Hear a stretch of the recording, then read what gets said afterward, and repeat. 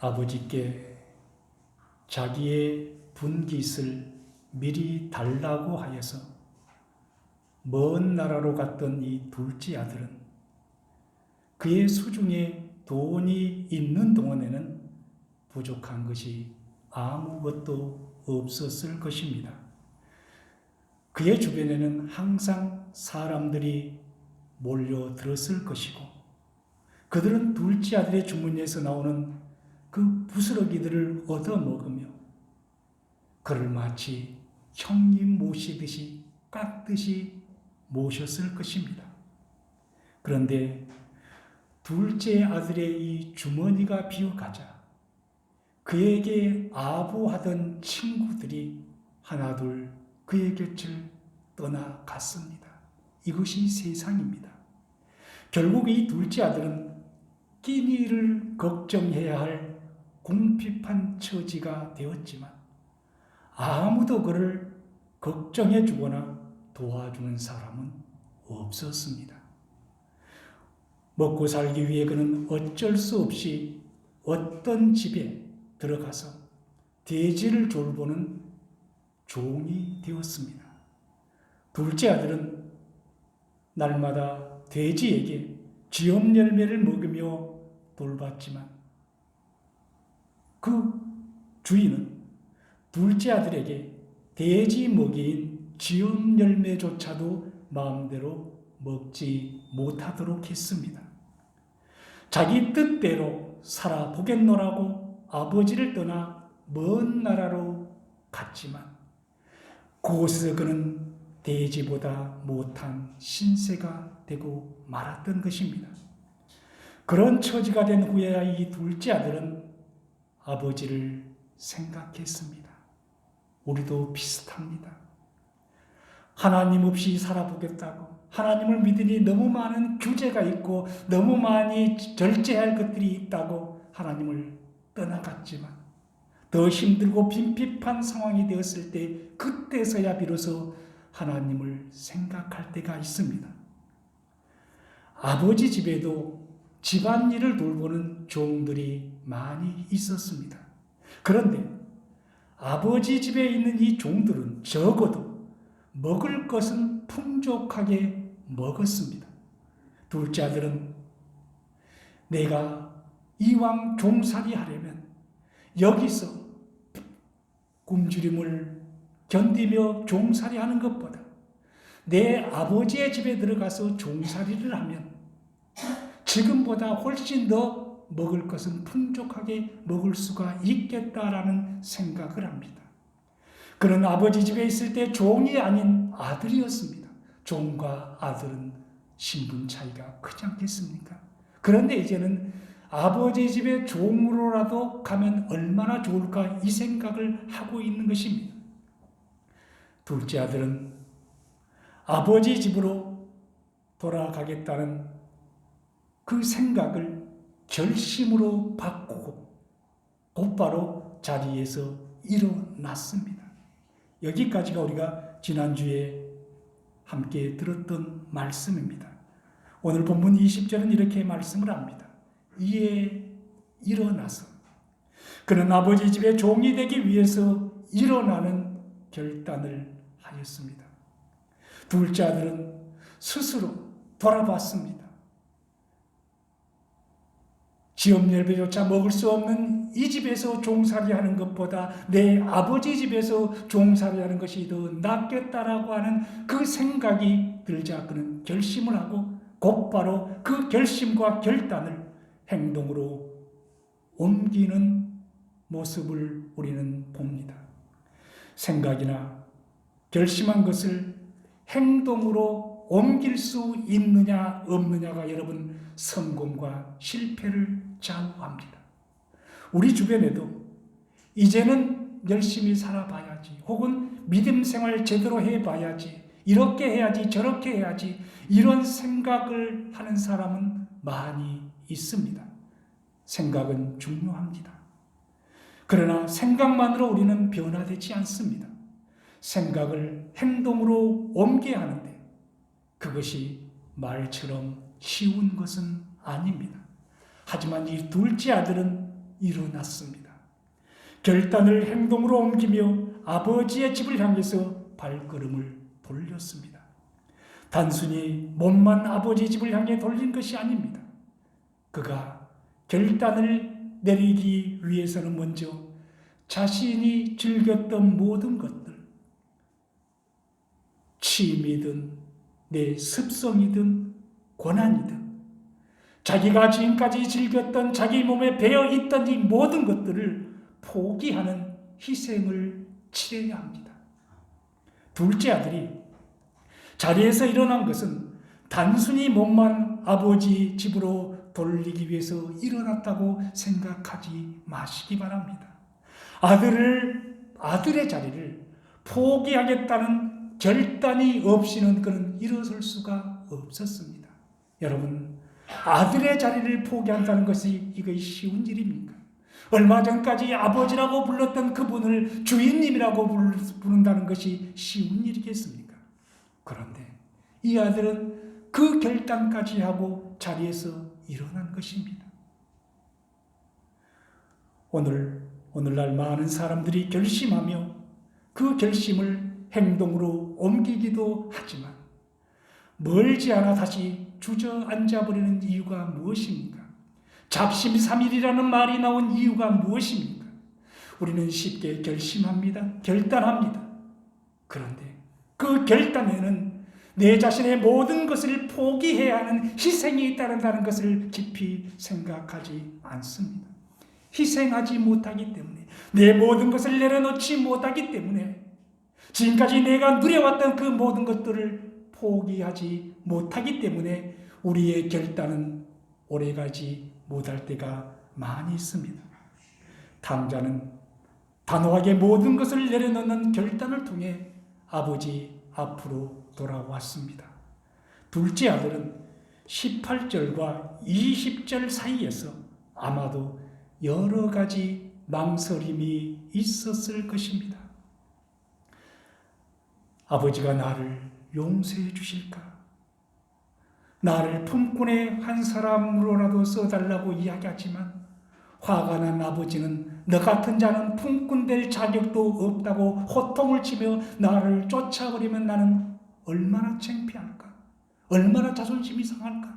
아버지가 아들은 물론이거니와 품꾼의 한 사람으로라도 나를 써주지 않는다고 하면 나는 어떻게 할까? 이런 생각들이 그의 내리를 분명하게 스쳐 지나갔을 것입니다. 사랑하는 성도 여러분, 회개와 용서를 비는 것은 상대방의 반응에 따라서 이루어지는 것은 아닙니다. 상대방이 용서해 줄 것 같으면 용서를 빌고, 용서해 주지 않을 것 같으면 어차피 용서해 주지 않을 것, 용서할 필요 없어, 이렇게 생각하거나 말하는 것이 아니라는 말씀입니다. 회개와 용서는 모든 죄인들이 하나님 앞에 반드시 해야 할 우리의 의무입니다. 그래서 회개와 용서는 하나님 앞에 바로 설 수 있는 가장 첫 단계가 되는 것입니다. 어떤 사람도 회개와 용서 없이는 하나님 앞에 설 수가 없습니다.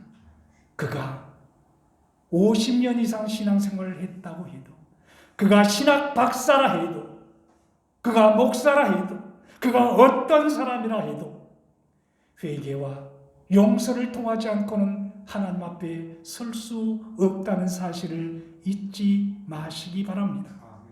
둘째 아들은 자신의 잘못을 분명하게 알았기 때문에 아버지께 반드시 용서를 구해야 한다고 생각했습니다. 이것이 중요합니다. 우리는 죄를 범하였음에도 죄를 범한 그 사실조차도 모르고 있을 때가 얼마나 많이 있습니까? 내가 죄를 범한 것이 맞다고 생각한 사람이 그럼에도 불구하고 그 사람 앞에 또는 그분 앞에 용서를 구하지 않는다고 한다면 그것은 악한 것입니다. 둘째 아들은 자기의 잘못을 깨달았습니다. 그래서 아버지 앞에 반드시 아버지가 용서해 주든 용서해 주지 않든, 나를 품꾼의 한 사람으로 써주시든 써주지 않든 그것은 차후의 문제이고 용서를 구해야 한다고 생각했습니다. 그래서 아버지를 만났을 때 그가 가장 먼저 한 말이 어떤 말입니까? 19절 말씀을 다시 한번 보겠습니다. 지금부터는 아버지의 아들이라 일컬음을 감당하지 못하겠나이다. 나를 품꾼의 하나로 보소서 하리라 하고. 나는 이제 아버지 아들 자격을 상실했기 때문에 아버지의 아들이 아니라 이제는 이 집안의 종으로 돌아왔습니다. 나를 이 집의 종 가운데 한 사람으로 써주십시오. 이 결심을 하고 아버지 집을 향해 발걸음을 옮겼다는 것입니다. 자기의 죄값을 달게 받겠다는 것입니다. 자기의 죄값으로 아버지의 자리를 아들의 자리를 포기하겠다는 것입니다. 그런데 아버지의 사랑은 둘째 아들의 이 뉘우침보다도 훨씬 더 컸습니다. 20절 중간쯤 보면 아직도 거리가 먼데 아버지가 그를 보고 측은히 여겨 달려가 목을 안고 입을 맞추니 이렇게 말씀합니다. 이 말씀에서 우리는 아들이 집을 나간 이후 아버지는 단 하루도 아들을 잊지 않고 날마다 집 나간 아들을 기다리고 있었다는 것을 느낄 수가 있습니다. 거지가 다 되어 남루한 모습으로 저 멀리 작은 재를 넘어오는 아들을 아버지는 금방 알아봤습니다. 계속해서 그가 돌아올 길을 바라보지 않았다면 알아볼 수 없는 일 아니겠습니까? 그가 24시간 가운데 그 죄를 넘어오는 시간은 10분여밖에 되지 않을 것입니다. 길어봤자 1시간 아니겠습니까?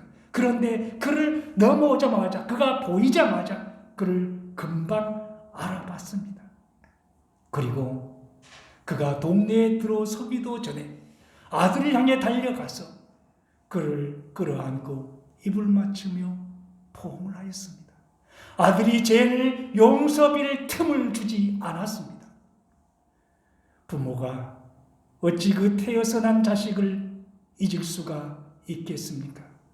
육신의 부모도 그 태어서 난 자식을 잊을 수가 없는 법인데 하물며 하나님께서 어찌 택하신 하나님의 자녀, 하나님의 백성을 잊을 수가 있겠습니까? 이사야 선지자는 우리는 다 양 같아서 그릇 행하여 각기 제 길로 갔다고 말씀합니다. 우리는 다 양 같은 존재입니다.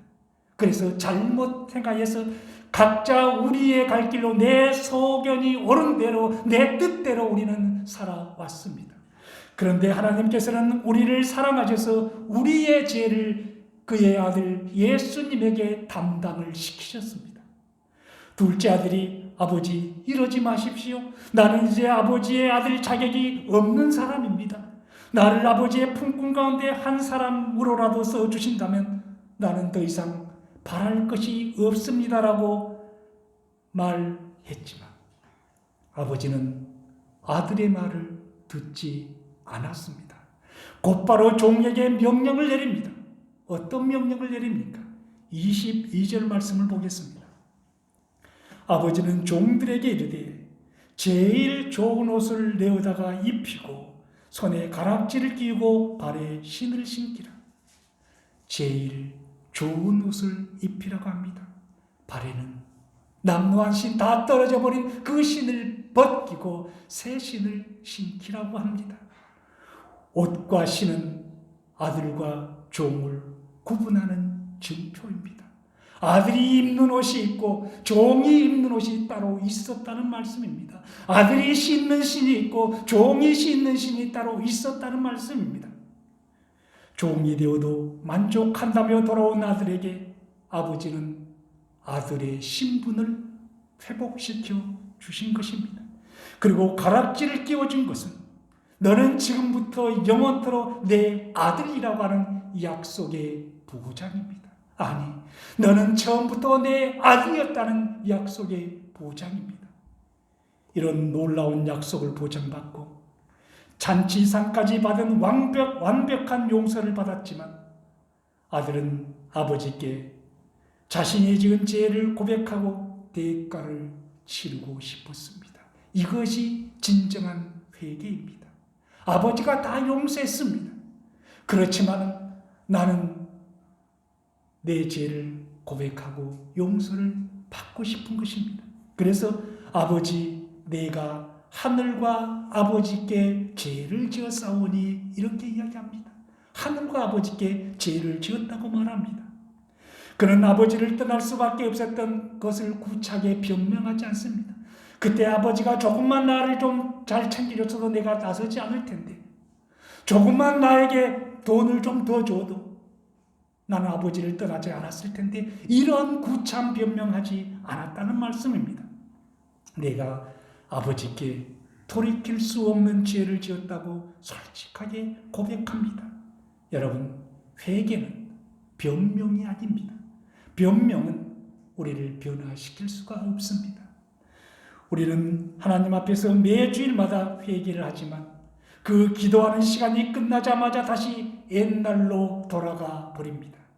옛날의 자리로 또다시 돌아가는 것은 우리가 하나님 앞에 진정한 회개를 하지 못하기 때문입니다. 당자는 자신을 합리화시키지 않았습니다. 그는 아버지와 함께 살면서 서운했던 일이나 아버지를 떠날 수밖에 없었던 이유를, 변명을 늘어놓지 않았습니다. 하늘과 아버지께 죄를 지었다고 고백합니다. 당자는 분명하고 확실하게 자기의 삶의 상태를 아버지께 죄를 지은 상태라고 말합니다. 그리고 자기의 영혼의 발가벗음과 가련한 모습을 솔직하게 인정했습니다. 저는 오늘 이 말씀을 묵상하면서 이런 생각을 해봤습니다. 만약에 탕자가 먼 나라에서 돌아오기 전에, 아버지께 돌아오기 전에 주변 사람들에게 내가 지금 이런 상황에서 아버지의 집을 나왔고 이렇게 나왔는데 다시 돌아가는 것이 옳겠습니까? 아니면 여기 그냥 눌러 앉아 사는 것이 옳겠습니까? 이렇게 의논을 했다고 한다면 어떻게 되었을까? 아마도 그 주변 사람들은 이렇게 이야기를 했을 것입니다. 너 같으면 용서하겠냐? 돌아가도 소용이 없어. 너희 아버지가 그래도 네가 아들이었는데 종으로 어떻게 받아줄 수가 있겠느냐?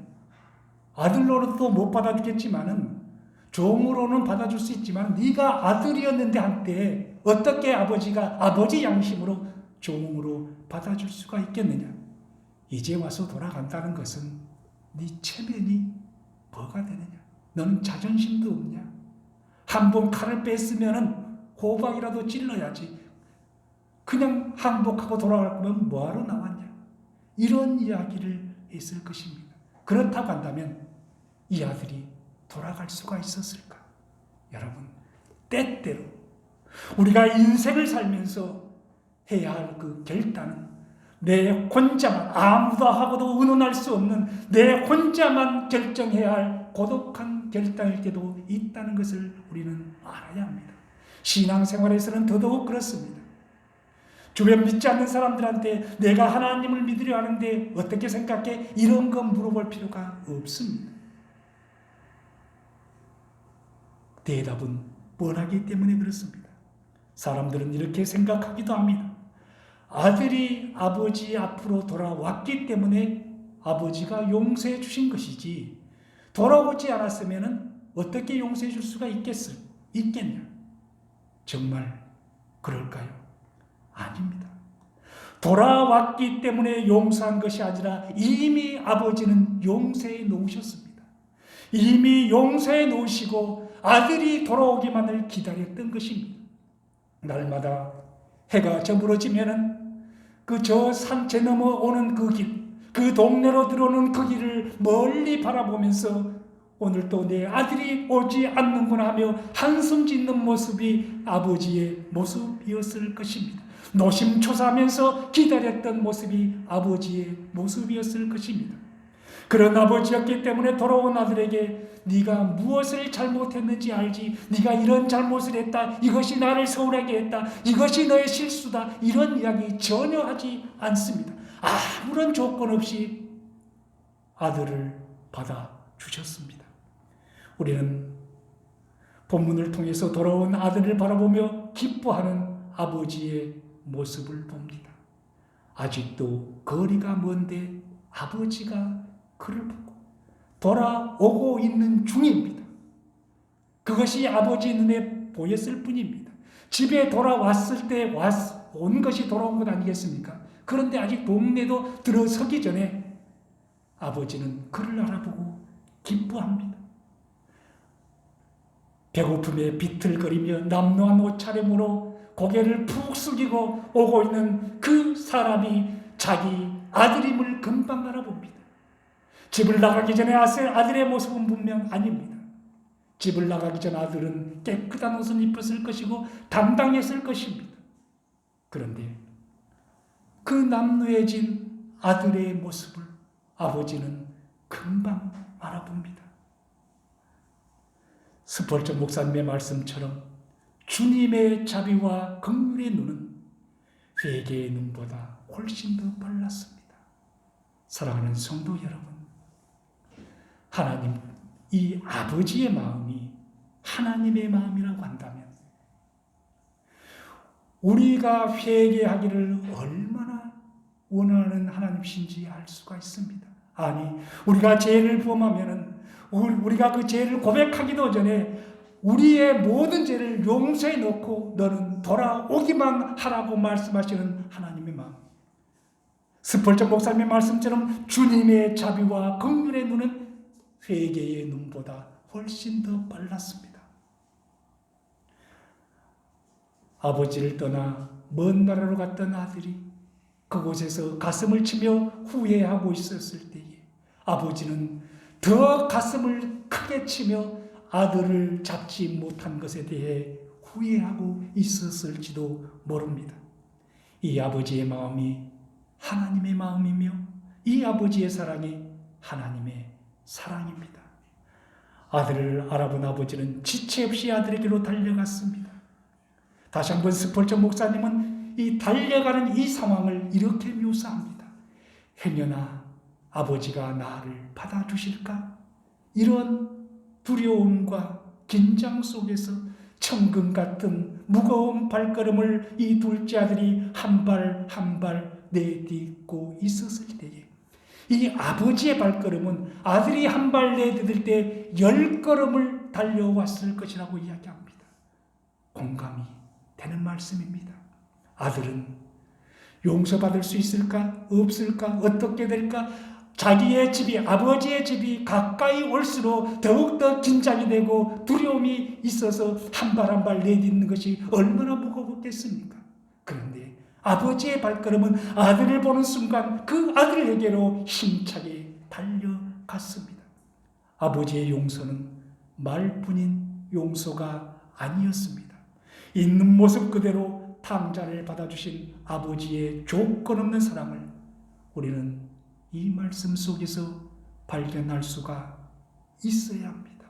이 아버지의 마음이 하나님이 우리를 향한 마음이라는 것을 느낄 수가 있어야 합니다. 제일 좋은 옷을 입히라. 손에는 가락지를 끼워라. 발에는 신을 신기라. 로마서와 갈라디아서를 읽어보면 우리가 주님 앞에 나오는 순간 하나님께서 우리에게 아무도 할 수 없는 놀라운 선언을 하십니다. 마치 이 아들이 죄인된 아들이 돌아왔을 때에 옷을 입혀라, 가락지를 끼워라, 신을 신겨라 이렇게 말씀하신 것처럼 하나님 앞에 한 죄인이 돌아왔을 때에 로마서와 갈라디아서는 어떤 선언을 합니까? 여전히 죄인된 우리, 그런 우리를 향해서 너는 의로운 자라고 선언을 합니다. 우리가 하나님 앞에 돌아왔다고 의인이 되는 것입니까? 아닙니다. 우리는 여전히 죄의 모습 그대로 서 있을 뿐입니다. 죄의 모습 그대로 우리는 하나님 앞에 서 있을 뿐입니다. 그런데 하나님께서는 그런 우리를 돌아왔다는 그 이유 하나만으로 너는 의인이다라고 선언을 하십니다.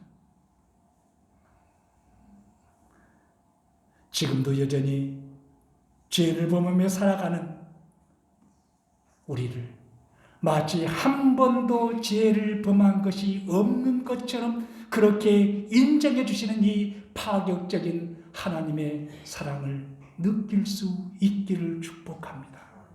그분은 나를 과거에서 떠나게 하실 뿐만 아니라 이제는 죄로 누더기가 되어버린 내 더러운 옷까지 벗겨주시는 분이십니다. 그리고 나에게 가장 좋은 옷을 입혀주시는 분이십니다. 분명 둘째는 자기의 분깃을, 자기의 상속분을 미리 받아다가 다 써버렸습니다. 그래서 아들의 자격이 없다는 생각을 하였고 나를 품꾼의 한 사람으로라도 써달라는 결심을 하며 돌아왔습니다. 그런데 아버지는 그에게 아무런 조건 없이 아들의 신분을 회복시켜 주셨습니다. 사랑하는 성도 여러분, 오늘도 하나님께서는 잃어버린 죄인을 찾기 위해서 아버지의 모습으로 우리를 향해 다가오십니다. 먼 나라에 있었을 때 이 아들은 하나님의 아버지의 음성을 듣지 못했습니다. 주인 몰래 입에 넣던 지업 열매에 쓰리 쓴 환멸을 느낄 때도 둘째 아들에게 아버지의 음성은 들려오지 않았습니다.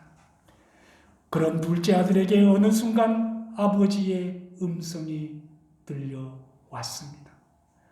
아버지의 음성이 들려오는 것은 은혜 중에 은혜입니다. 우리 다음교회 모든 성도들에게도 하나님의 음성이 들려지기를 원합니다. 하나님의 음성이 들리는 자들은 회개할 수가 있습니다. 회개하는 자들은 영원한 약속을 보장받을 수가 있습니다. 문제는 하나님의 음성을 들을 수 있느냐 없느냐, 그것은 내 능력으로 되어지는 것이 아닙니다. 하나님의 감동으로 이루어지는 것입니다. 하나님은 겸손한 자를 찾으시고 하나님을 애타게 찾는 자들에게 하나님의 음성을 들려주시는 분이십니다. 지금도 저와 여러분을 부르시는 하나님의 음성이 애절하게 이 예배의 자리에 울려 퍼지고 있습니다. 볼지어다 내가 문 밖에 서서 두드리노니 누구든지 내 음성을 듣고 문을 열면 내가 그에게로 들어가 그로 더불어 먹고 그는 나로 더불어 먹으리라. 누구든지 하나님의 음성을 듣고 문을 열면 들어가겠다고 이야기합니다. 어떤 자가 문을 열 수가 있습니까? 하나님의 음성을 들을 수 있는 자가 문을 열 수가 있습니다. 집 나간 둘째가 돌아오기를 애타게 기다리는 아버지의 심정이 하나님의 심정입니다. 하나님께서는 아직도 죄인의 자리에서 하나님의 은혜와 사랑을 보는 채 죽어가고 있는 내 가족, 내 친구, 내 이웃을 애타는 심정으로 부르고 있습니다. 네가 데려와야 하지 않겠냐고 이야기합니다. 예수님께서는 바리새인과 서기관들에게 세리도 창기도 수많은 죄인들도 하나님께서 애타게 찾으시는 집 나간 둘째 아들이라고 이 비유를 통하여서 말씀하고 있습니다. 내가 하나님이 애타게 찾는 죄인들, 세리나 창기나, 그런데 서기관과 바리새인들은 어떻게 합니까? 그들을 증오하고 밀어댑니다. 그들은 벌을 받아야 한다고 이야기합니다. 그들을 벌해야 한다고 이야기합니다. 하나님의 마음과 다른 마음입니다. 그들은 경멸의 대상이나 무시의 대상이 아니라 사랑의 대상이라고 하나님께서 말씀하시는데도 그들은 하나님의 음성을 듣지 못하기 때문에 저들이 저렇게 된 것은 저들 죄 때문에 저렇게 된 것이니 100번 고통받아도 싸다라고 생각하며 그들을 더욱더 멸시하고 무시하고 밀어냈습니다. 그런데 주님께서는 하나님의 아들이라는 것입니다. 그들이 집 나간 하나님의 아들이라는 것입니다. 하나님이 애타게 찾는 둘째 아들과 같은 자들이라는 것입니다. 그러니 그들을 불쌍히 여기며 돌보라는 것입니다. 그들을 사랑하시는 하나님의 이 사랑을 발견하라는 것입니다. 이 가을에는 하나님의 이 음성이 들려질 수 있기를 축복합니다. 기도하겠습니다.